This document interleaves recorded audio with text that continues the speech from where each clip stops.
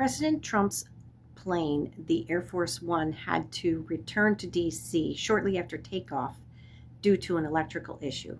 Where was he headed? He was headed to the World Economic Forum and Annual Meeting 2026, or Davos.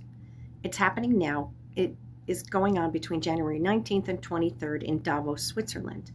The theme is a spirit of dialogue. So it's bringing together global leaders from government, business, and civil society to tackle major challenges like economic shifts, AI, climate, geopolitics, through cooperation and innovation, something Trump is not good at. Trump is due to address the Davos conference today, the 21st of January. This is amid huge issues going on with Greenland and other considerations for Europeans, economic.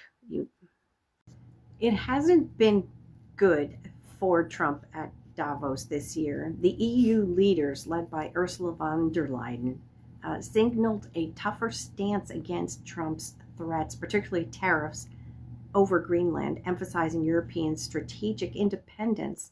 They're ready to move away from us economically, politically, even militarily. The EU has also stated they have a readiness to retaliate with measures like a trade bazooka. This is extreme trade, whatever, tariffs, sanctions, who knows? The French President Macron warned against new forms of colonialism as Europe pushes back against U.S. pressure on trade and NATO. Just the other day, President Trump said we don't need NATO anymore.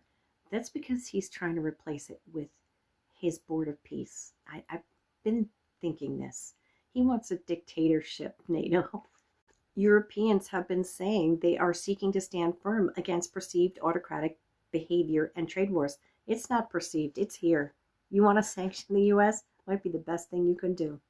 The Danish Prime Minister spoke, and he said Greenland is not for sale, and that if a trade war starts, Europe must respond, calling Trump's actions an autocratic threat to world peace and NATO.